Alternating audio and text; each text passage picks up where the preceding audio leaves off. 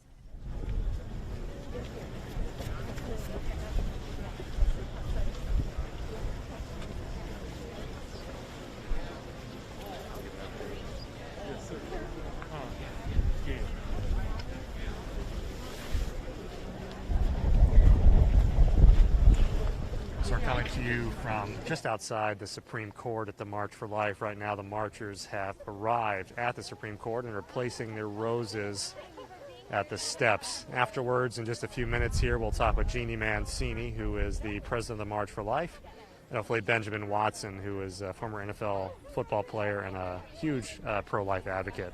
Till then, we'll just leave you with some of the sights here at the march. I'm happy to take you over there.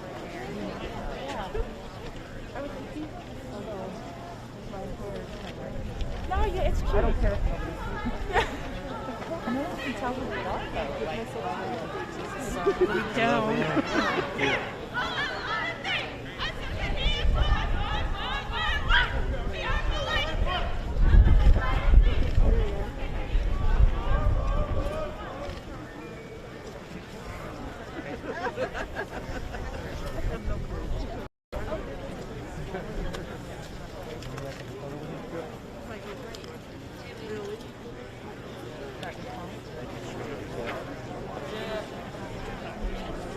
Hey Benjamin, how are you, brother? What's up?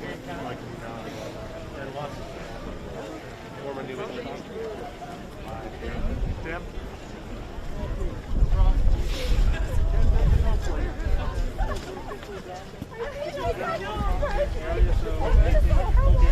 Thanks. So we're with Benjamin Watson, who's here participating in the march today.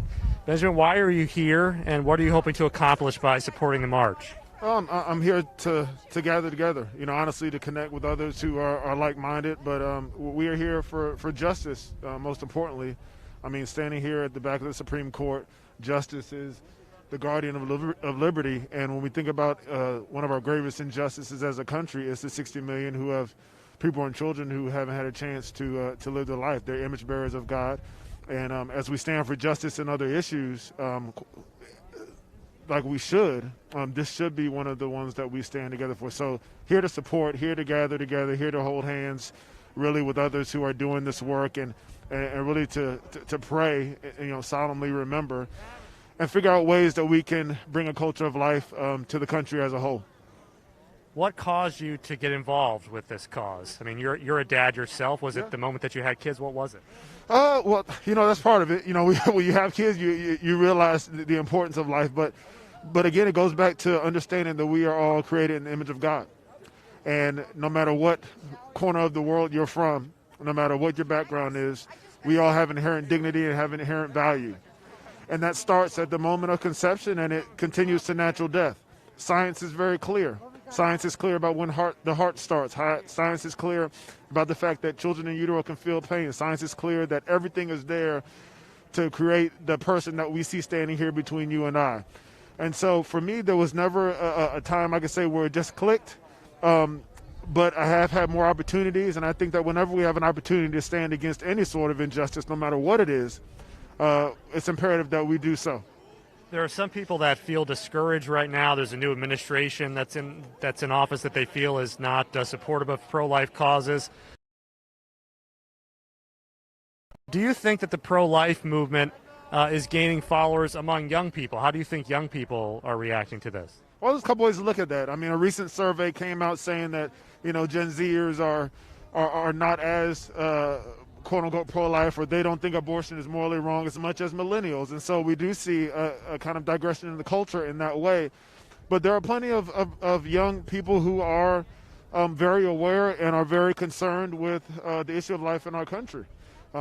This is something that really spans between all age groups. And so there is a sort of disappointment, but at the same time, I think it's important that we realize that no matter who's been in office since Roe v. Wade, there has been abortions in this country. Those things haven't changed, whether it's been a Republican or a Democrat. And also, it's important to realize that there are a lot of victories happening at the state level. And so we have to temper our enthusiasm and temper our doubt or fear, no matter who's in office. We know who is ultimately in control. We also know that it's imperative upon us to do the work. You think about pregnancy centers and clinics, and I'm here representing Human Coalition as well, which has a continuum of care and brick and mortar centers and telecare and all those sorts of things. There are thousands of clinics, centers around the country that are doing this work, walking with women all the way through the decision, not simply being pro-birth, but being truly holistically pro-life. So the encouragement there is, no matter who's elected, there's still work to be done, and we can do it together. Appreciate that, Benjamin. I'll let you get going. One other thing I want to say, we've got a lot of parents and young families that are out there watching. I know you and your wife have recently started a podcast. How can people tune into that, and what advice have you and your wife been sharing to young families out there? Yeah, our podcast is called Why or Why Not with the Watsons. And so in that, we're both very different, but we are very compatible when we're not arguing. And so part of our podcast is helping parents as they address issues like abortion. How do you talk to your kids about this? How do you talk to your kids about faith? What about race? We've dealt with this summer an inflection point when it comes to race relations in America. How do we talk about those things? Also, some practical things like picking a family verse or a family mission or dealing with conflict, all the things as parents that it's important for us to talk about. And also marriage. My wife and I have been married for not a forever long time, but in 15 years, we've had a few ups and downs. So we share some of our story there as well. Why or Why Not with the Watsons. People can find it wherever they get their podcast from, Apple, Spotify. We're on all of them. Okay. Well, thank you for taking the time to talk with us today, Benjamin. Thanks for being here. Thank you. We're going to leave you guys with some more sights of the march, and then in a little while we'll be speaking with Jeannie Mancini, who is the president of the March for Life. So, obviously, you got the ball.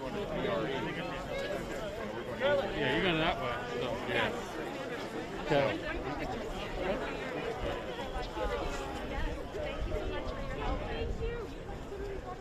Our Lady of Guadalupe.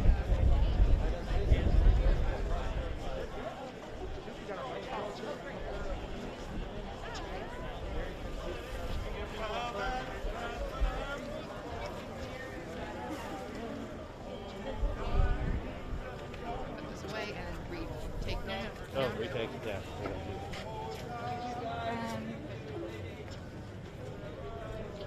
I could kneel again if you can help me out, Brian. How's my hair? It's fine.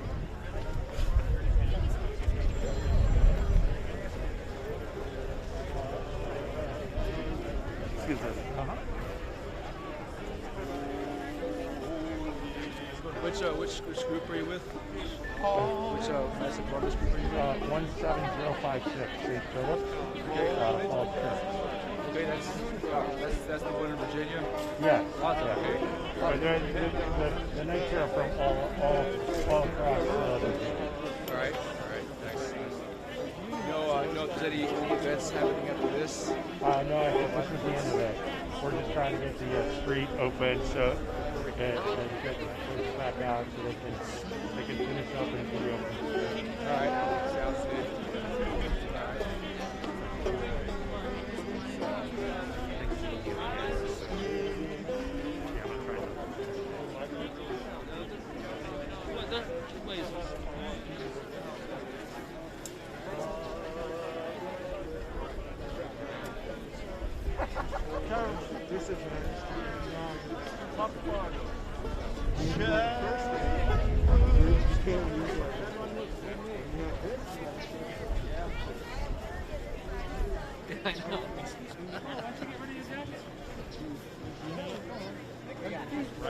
They want to clear everybody out of the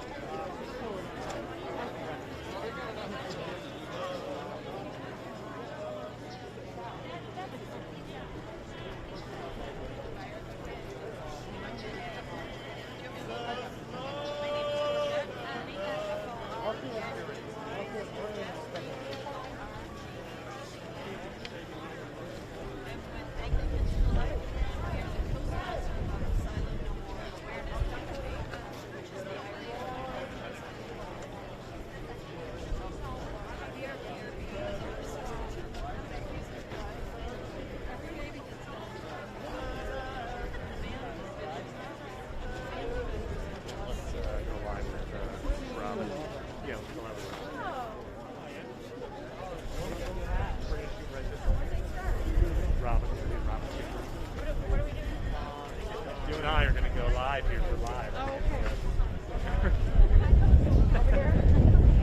Nice. My hair blows. I know this. In this way.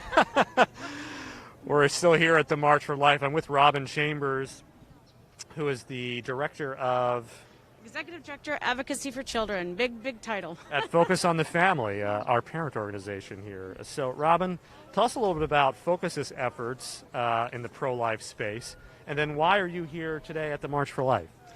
Our efforts to Focus on the Family are to serve pregnancy centers across the United States with life-affirming resources, life-affirming and education for machines, nurses trainings, anything to reach that abortion-minded woman and save her life and the life of her child. And through some of that, that's the Option Ultrasound program, right? Talk a little bit about that. That's correct. We launched that program about 17 years ago to specifically work with pregnancy centers, and over 465,000 women have chosen life because of counseling and an ultrasound. Amazing. God's glory. And you're here today. Why? Focus on the Family obviously has their own effort, but why are you here with the March for Life and Jeannie Mancini? We have such a great relationship with the March for Life, and one of the things that I love about Jeannie is she stands with boldness, but with love and truth, and that's something we can get behind. Every single person at Focus on the Family. We love life. We want to partner with others that are serving in this way, and we wanted to be here specifically this year to show that life goes on, regardless of who sits in the White House. That's good advice. And what would you say to people out there who may be a little bit discouraged by who may be in the White House or not sure about what's coming next? What do you say to them? I believe we serve a God of miracles, Michael. Why can't we start praying for the administration? Why can't we pray for their eyes to be opened and for them to see life the way that God sees life? Why don't we start praying for that and see God make just a huge change? And next year, right here in D.C., there'll be 500,000 people marching for life. All right. Robin, thanks for taking some time to talk with us today. We're going to leave you with some more sights, and in a moment, we'll talk with Jeannie Mancini, again, the founder of the March for Life. She's right over this way.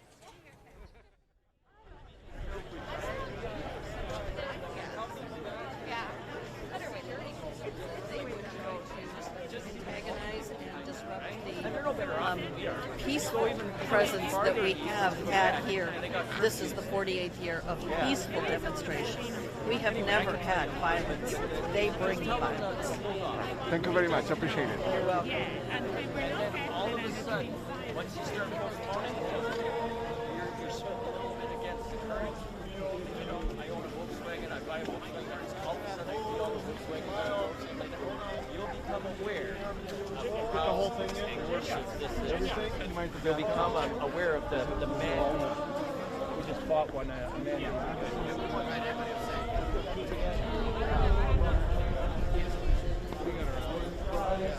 When March for Life gets canceled, the Catholics step up, as they've always done. They always should. This is our turn.